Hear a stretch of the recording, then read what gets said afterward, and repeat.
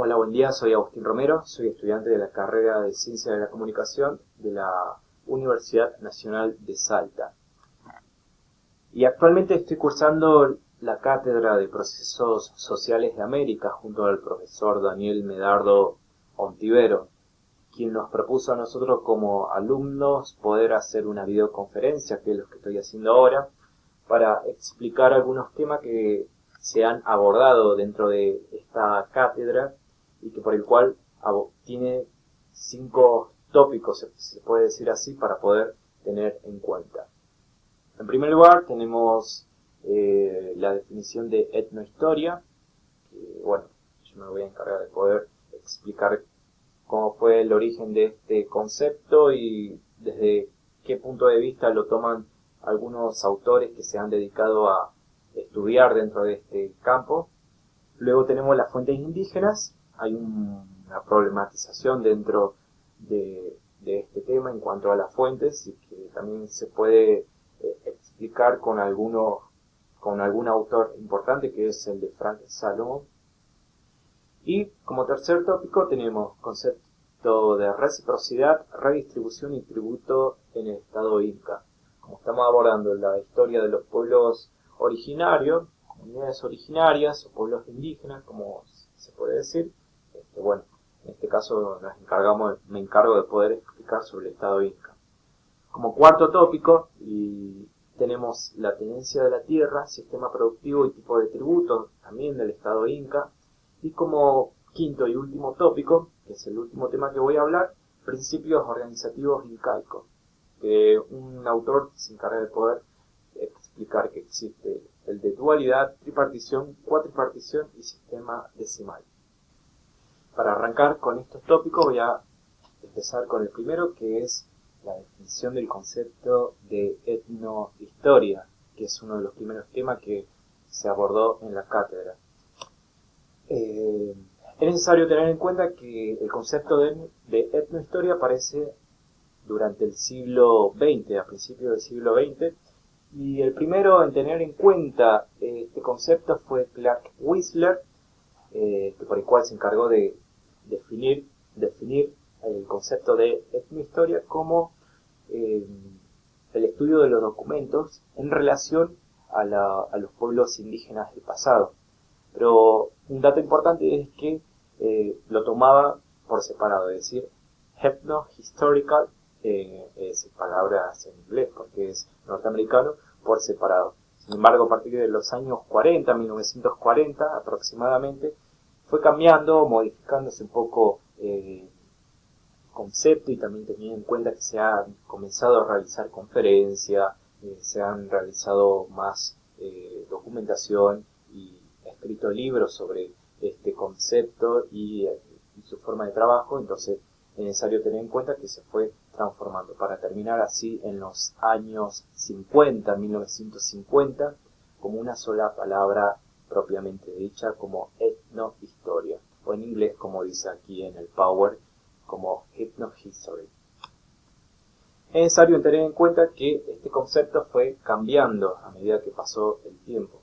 Antes se lo definía como la historia de los pueblos ágrafos, es decir, aquellos pueblos que no tenían conocimiento sobre la escritura, que por el cual esta historia era contada por aquellos pueblos que se encargaban de conquistar a América, es decir, los europeos, los conquistadores. Pero sin embargo, el concepto se cae porque por el solo hecho de que los pueblos conquistadores que no sepan entender, digamos, la escritura no de los pueblos indígenas, no los transforma en pueblos ágrafos. Un pueblo ágrafo es un pueblo que no sabe o no tiene conocimiento sobre la escritura. Pero sin embargo es necesario destacar que los pueblos indígenas tenían su propia forma de escritura. Y que bueno, que no lo sepan entender, digamos, ahí hace como un poco de ruido. Así que se cae en sí mismo este concepto. Es necesario entender que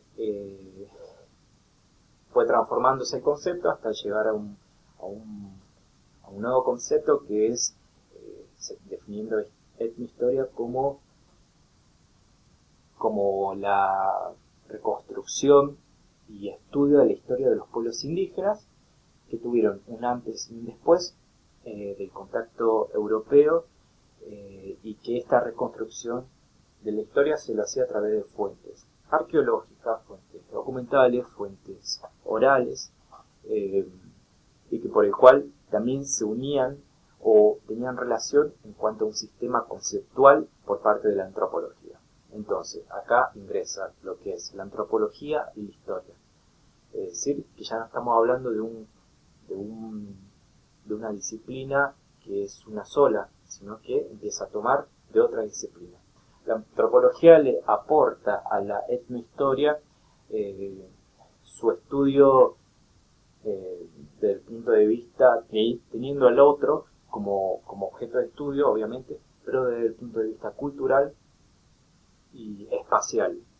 Y la historia tiene en cuenta al otro desde el punto de vista temporal, a través de los documentos, el análisis de los documentos y las fuentes que estos pueblos indígenas o pueblos del pasado han dejado.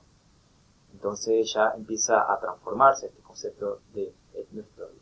Además, es necesario tener en cuenta que esto siempre va a depender de cada investigador. Es decir, si un investigador tiene más afinidad o se ha formado más desde el punto de vista antropológico, o si un investigador se ha formado como historiador, el concepto de etnohistoria se adapta, digamos, a lo que cada investigador quiera tomar como objeto de estudio o quiera problematizar en cuanto a los pueblos indígenas.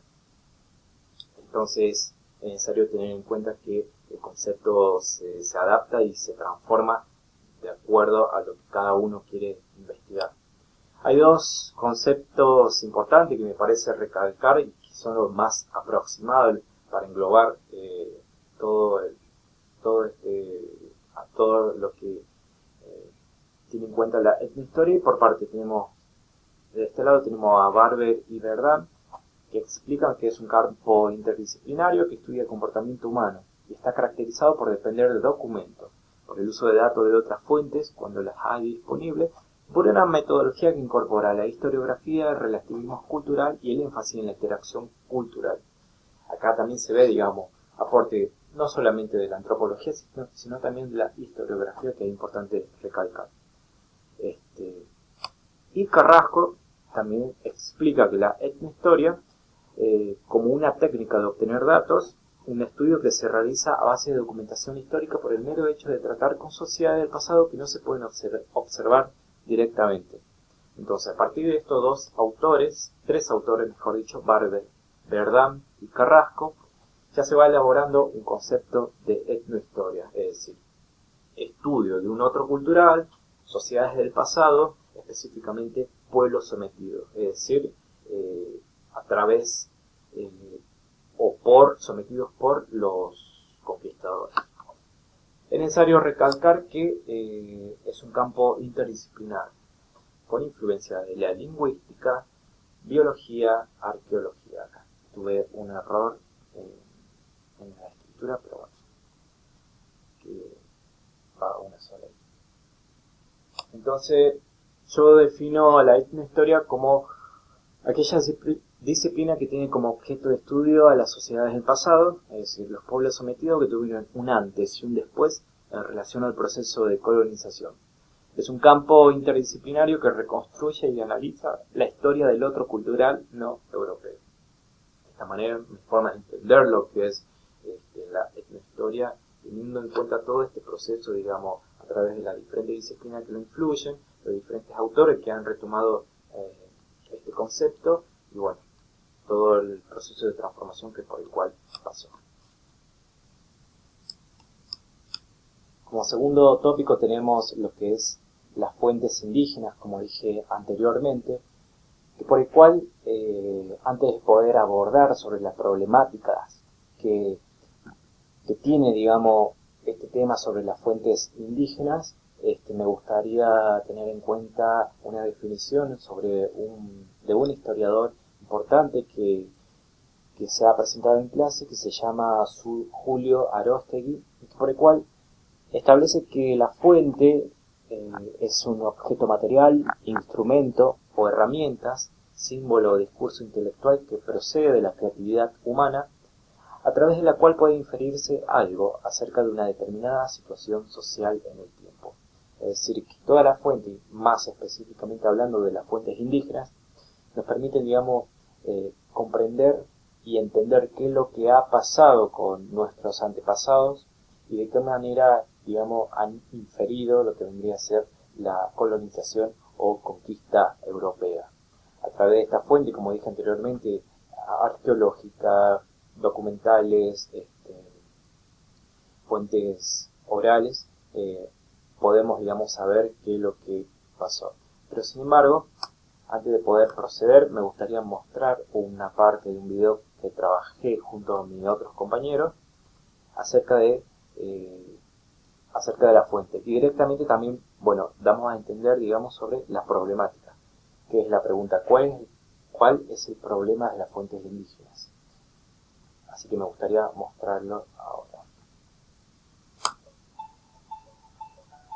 La fuente que puede conseguir un historiador son documentos históricos, como crónicas, administrativos, memoriales, códices o documentos tradicionales. Sin embargo, el etnohistoriador debe tener mucho cuidado sobre las fuentes que puede llegar a encontrar. Por lo general, estos documentos suelen estar escritos por los conquistadores que se ocupaban de escribir la historia, pero desde su propia perspectiva, una perspectiva racista, occidental y católica. Por otro lado, los documentos también pueden estar escritos en distintos idiomas combinados en lenguas indígenas, latín o español. Además, es necesario resaltar la dificultad de conseguir tales documentos, ya que muchos fueron quemados por carácter religioso. Esto es importante tener en cuenta, ya que muchas de estas fuentes, mucho de lo que pueden llegar a recopilar los historiadores, siempre está visto desde un punto de vista europeo, eurocentrista, si se puede decir así. Entonces, de esta manera es necesario poder tener una visión mucho más amplia y poder extender nuestras perspectivas y saber que muchas de las fuentes que se obtienen y toda la historia contada a través de estos historiadores, investigadores y profesionales, siempre va a estar, digamos, siempre va a tener un poco de incidencia su mirada que no está muy, digamos, acoplada o relacionada de raíz a lo que realmente fue. Pero bueno, eso es totalmente, digamos, para poder problematizar y tener en cuenta.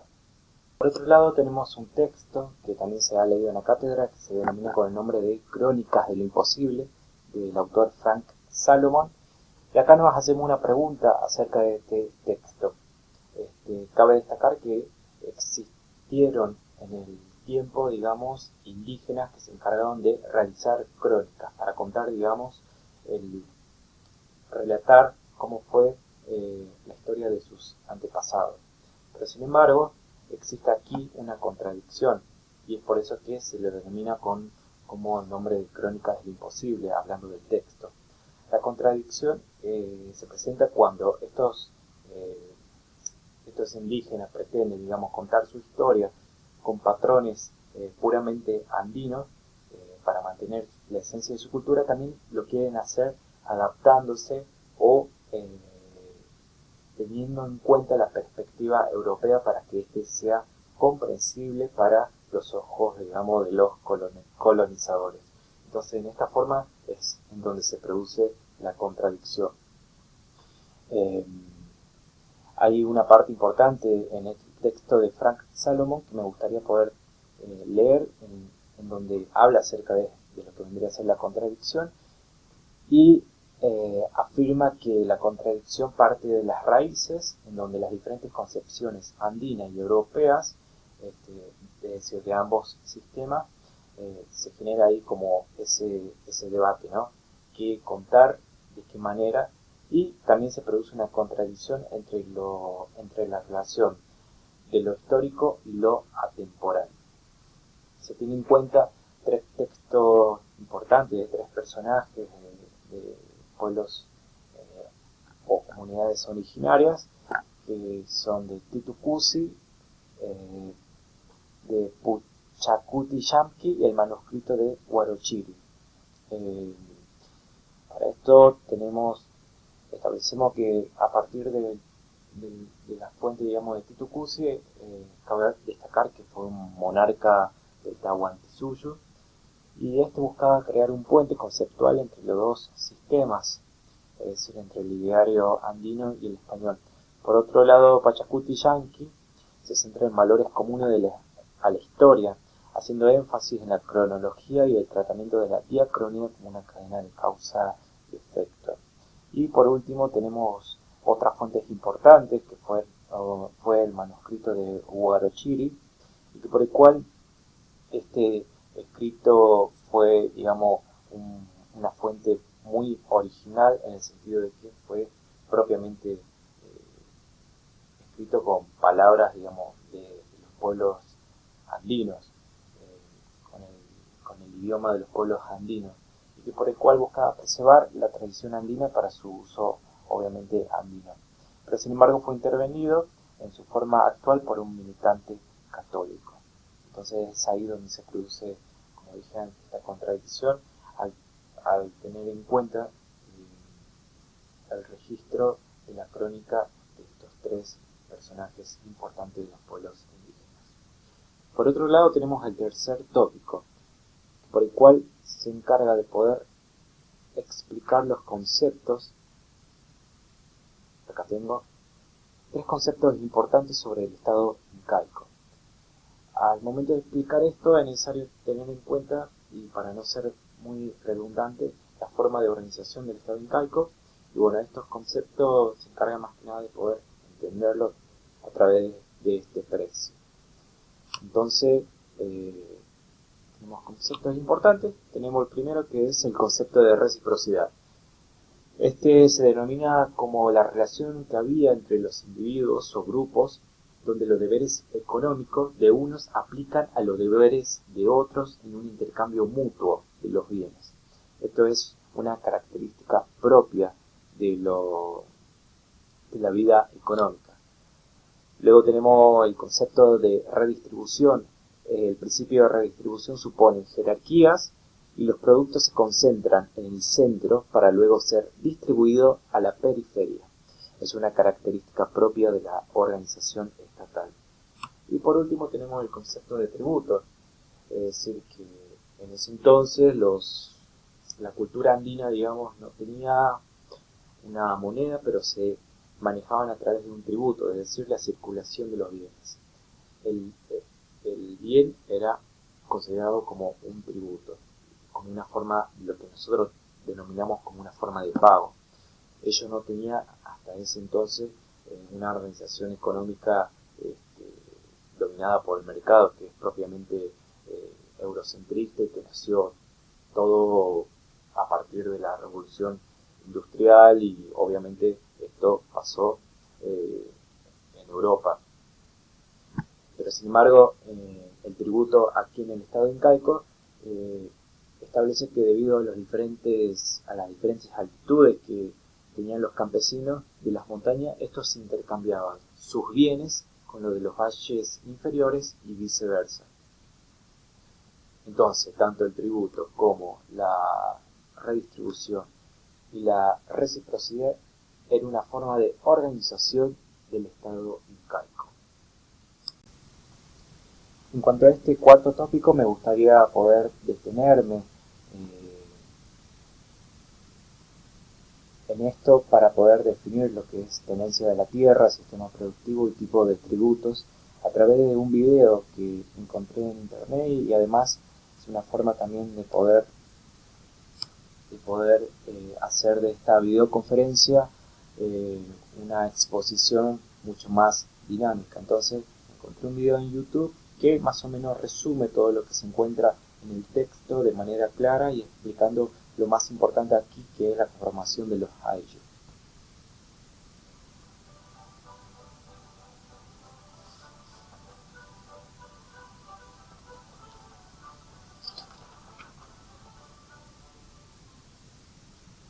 Uno de los imperios más grandes y vastos de la China.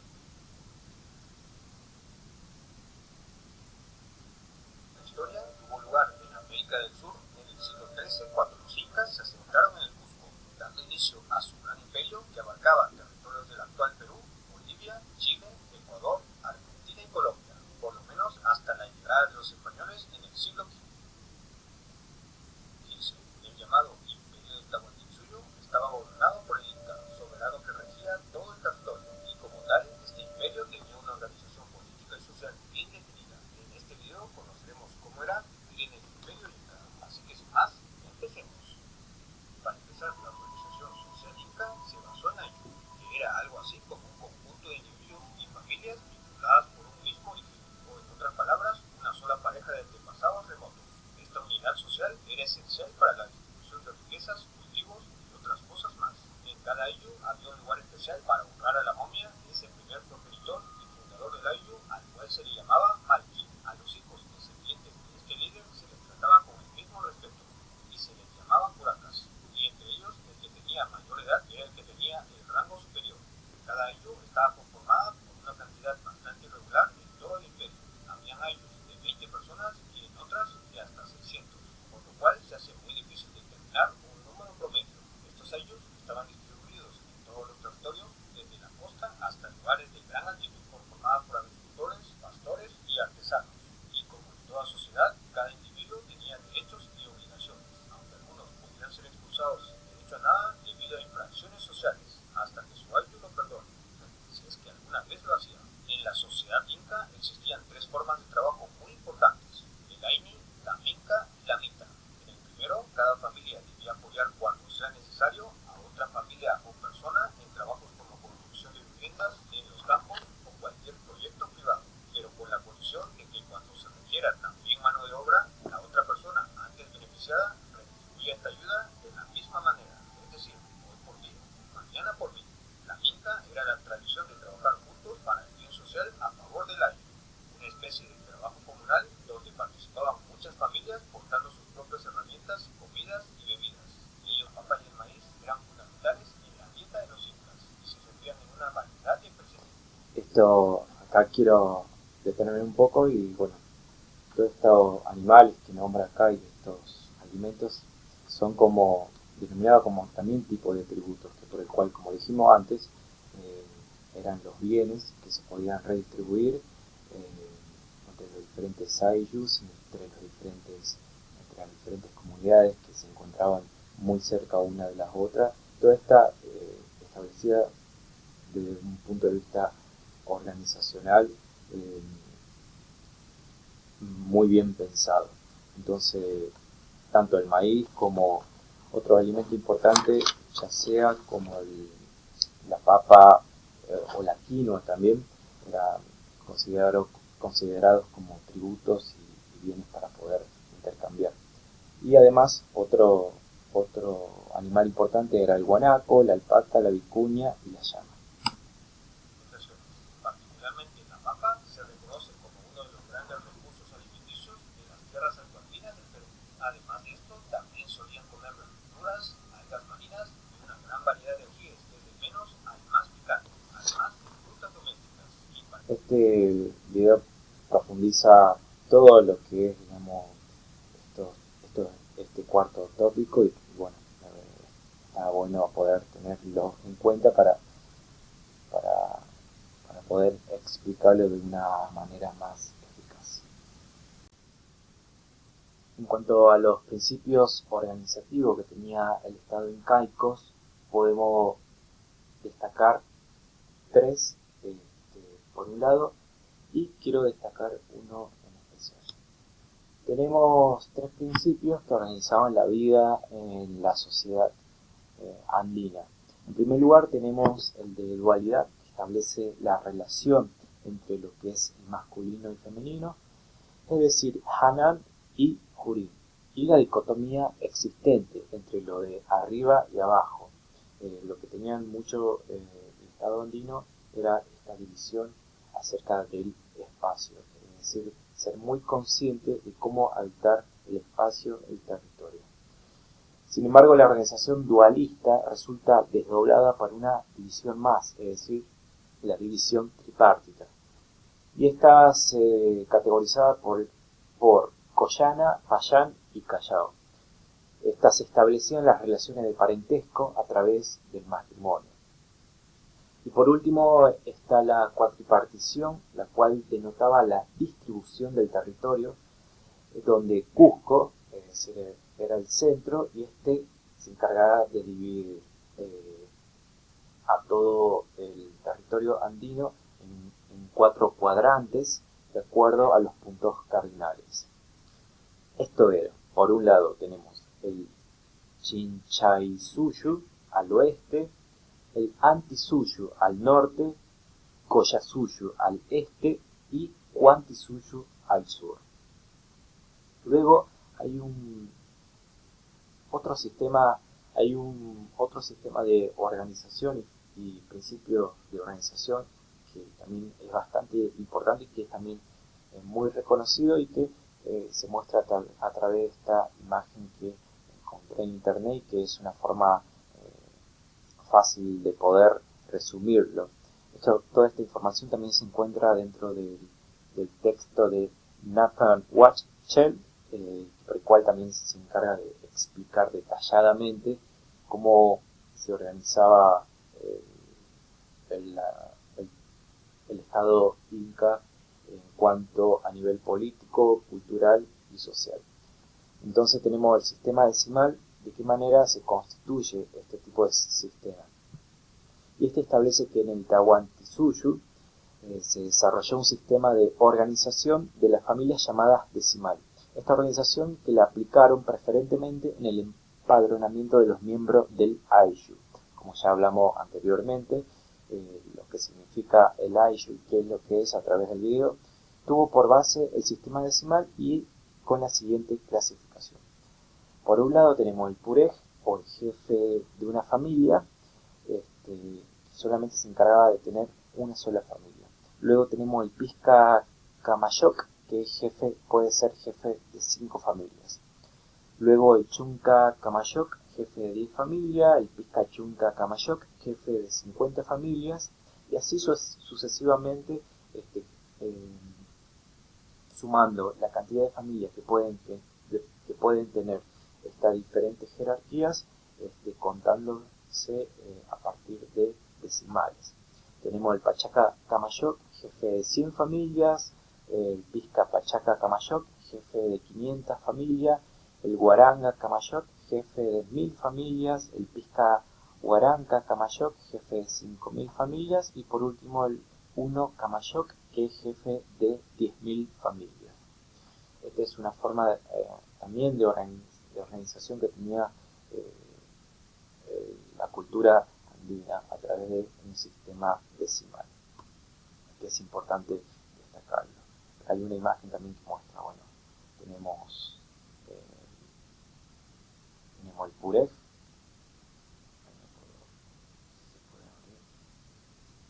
tenemos el Purej, el Chunca Camayok, el Pachaca Camayok, el Huaranca Camayok y el Uno Camayok. Lo cual establece la organización política decimal, estableciendo cuánto tipo de familia, hasta qué número de familia podía tener. Y esto más o menos es lo que permite establecer de qué manera se organizaban la cultura andina.